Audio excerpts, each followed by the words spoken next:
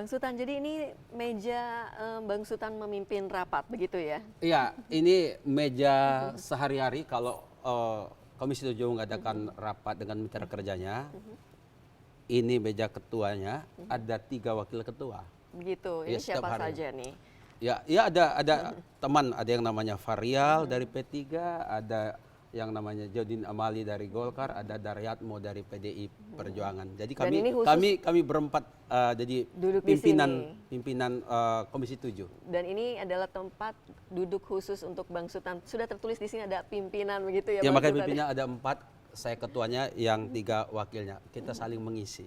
Oke, Bang Sutan, ini ruangannya sangat luas sekali ya, dan tempat duduknya juga banyak. Apakah semua anggotanya selalu datang setiap rapat? Ini yang agak ngeri-ngeri sedap ini jawabannya nih.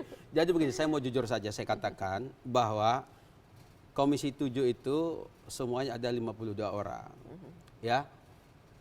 Kadang-kadang kalau banyak sekali yang serius masalahnya, hadir semua. Tapi ada kadang-kadang sebagian nggak hadir ketika kita tanya kemana, lagi ke dapil. Jadi ya lihat situasi kelihatannya apa materi sidang yang Jadi kita. setiap rapat materinya tidak selalu serius begitu ya?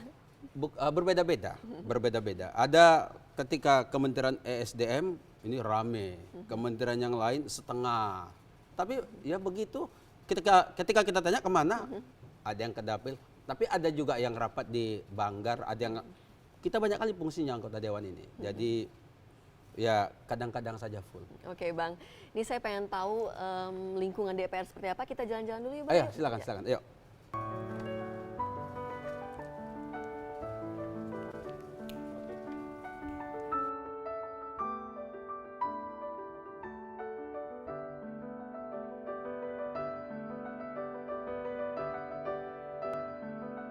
Ya, jadi Bang Sutan, ini ruang Komisi 7 ini ada di Gedung Nusantara 1 DPR ya? Iya, di lantai bawah yang paling cepat orang kalau masuk dari pintu langsung masuk. Jadi tidak ada istilah terlambat. Kalau ke lantai atas sana itu ruang kerja, itu agak repot karena liftnya suka macet. Tapi kalau ruang rapatnya dekat sekali langsung ya. cepat masuk itu. Apalagi Nusantara 1 paling pertama gitu, masuk Betul, langsung betul. nyampe. Jadi nggak ada istilah orang terlambat. Kalau saja dia bilang macet 2 jam, ya datang 3 jam sebelum, kasih spare waktu 1 jam. Menurut saya Apalagi begitu. itu budaya Indonesia sepertinya Ya, ya, kita selalu rubah. terlambat. Menurut saya harus kita rubah. Oke, akhir-akhir ini DPR sebagai lembaga perwakilan rakyat selalu mendapatkan berita miring begitu ya, dan kepercayaan publik juga sudah berkurang. Komentar Anda terkait hal ini bagaimana? Begini, memang kita akui ya bahwa ada sebagian kawan-kawan kita yang katakanlah kalau rapat nggak hadir, itu jadi masalah bagi kita semua. Kemudian membuat pernyataan kadang-kadang kontraproduktif yang menyakitkan hati rakyat, pasti kena kepada kita semua. Tapi insya Allah sebagian besar masih banyak yang baik-baik kok. Dan ini yang harus kita pertahankan. Mudah-mudahan mereka terpilih kembali untuk periode yang akan datang. Jadi semoga saja yang baik-baik ya. Insya Allah, Dan mudah-mudahan kita harapkan, kita berdoa kepada Allah. penilaian publik tentang DPR juga tidak tepat begitu ya?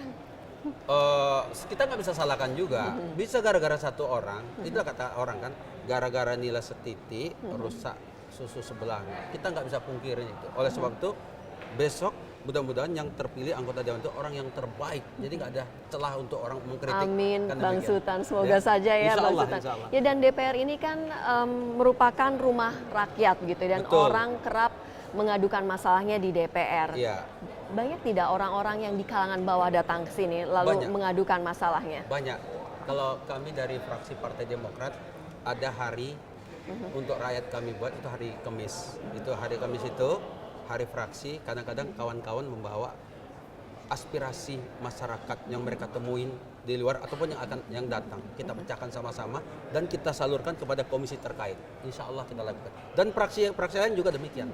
Tapi Seperti biasanya itu. masalah apa sih Bang yang selalu dibicarakan?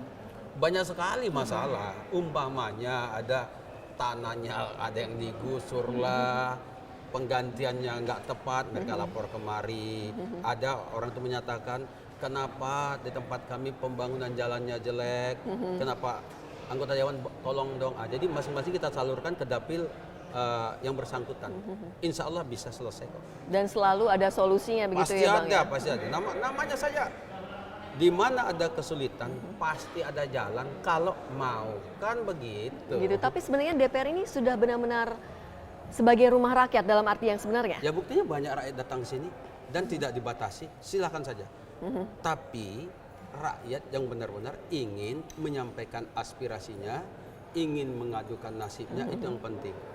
Jangan pula kalau semua orang masuk sini tahu-tahu bawa bom atau apa bisa ribut gitu, bisa repot. Ya gitu jangan kan. sampai ya Bang ya. Makanya kan. Jadi setiap rakyat yang mau mengadukan masalahnya sudah tahu tata lancar tertib kok di masuk sini. sini, lancar, dan kita memang harus perbolehkan mereka begitu. Dan tidak dipersulit ya Bang? Tidak. Dan lihat aja ramai orang datang ke sini. Bisa Anda lihat. Oke, orang di luar sana banyak juga yang tidak tahu sebenarnya kegiatan di DPR itu seperti apa. Barangkali Bang Sultan bisa menceritakan apa sebenarnya kegiatan yang ada di gedung DPR ini. Begini, kita ini kan fungsinya ada 3. Satu, membuat undang-undang. Undang-undang apa yang dibutuhkan oleh rakyat, kita buat. Begitu. Kedua, fungsi anggaran. Membahas anggaran dengan pemerintah. Yang paling sering kita ngadakan rapat itu adalah fungsi pengawasan. Pengawasan kepada mitra masing-masing. Pemerintah. Pemerintah yang ngawasinya DPR. Nah, ini kita lakukan terus-menerus dan ada jadwalnya.